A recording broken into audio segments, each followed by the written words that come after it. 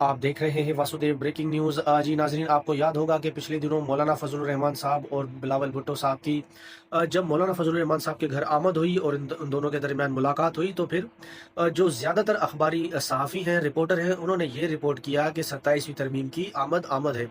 यानी 27वीं तरमीम आने वाली है और काफ़ी दिनों से इस चीज़ का तो शोर मच रहा था कि 27वीं तरमीम लाई जाएगी। वो कब लाई जाएगी इसका कुछ पता नहीं।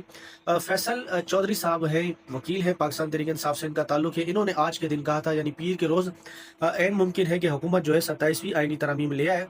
जबकि हुकूमत के लोग या मौलाना फजलुर रहमान इस चीज़ से इनकारी थे। उन्होंने कहा कि हमारे इल्म में ऐसी कोई बात नहीं कि 27वीं तरमीम अभी आने वाली है या नहीं। बैरिस्टर अकील साहब ने कहा था, जो वफाकी काबीना के मेंबर भी हैं, उन्होंने कहा कि जब भी 27वीं आईनी तरमीम आएगी, वो सीना ठोक कर हम लाएंगे, वो धड़ल्ले से आएगी।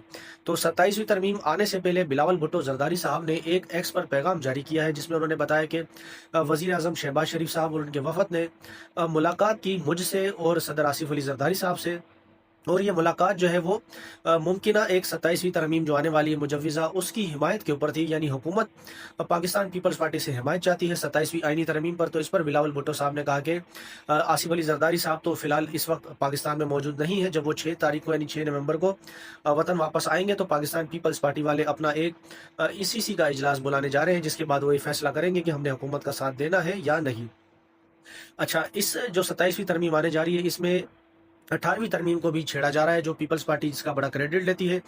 इमरान खान की हुकूमत भी इसीलिए ख़त्म की थी कि ये 10 साल का प्रोग्राम है और जो 18वीं तरमीम है उसके साथ छेड़छाड़ होगी। तो अब ये खुद उसमें छेड़छाड़ करने जा रहे हैं। जो तालीम है, वफाकी जो आबादी का मामला है, वो वफाक को दिए जा रहे हैं सूबे से।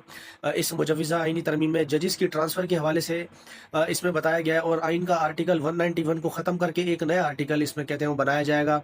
अच्छा, फिर इसमें एक आइन का आर्टिकल 243 है। ये जो आर्म फोर्सेस के चीफ कमांडेंट होते हैं, वो जो सदर पाकिस्तान होते हैं वो होते हैं, और जो फ़ौज जो है वो सूबाई हुकूमत या वफाक के अंडर में आती है। तो ये सारा मामला भी उनसे ले लिया जाएगा। अब जो ये शो पीस होता था, ये लेकर किसी और को देंगे, ये किसको देंगे, ये बाद में पता चलेगा। जब इस स्पेशली 243 शिप के ऊपर बैरिस्टर अकील साहब से जियो न्यूज़ पे मौक़िफ़ लिया गया, तो उन्होंने कहा कि 1973 के बाद, 1973 के बाद कोई पहली बार ऐसा वाक़या हुआ है कि मार्का हक के बाद वज़ीर आज़म ने किसी आर्मी चीफ़ को फील्ड मार्शल पर नॉमिनेट किया है, तो उसको वहाँ पर आइन में कहीं गुंजाइश देनी है, उसको सूट लगाना है।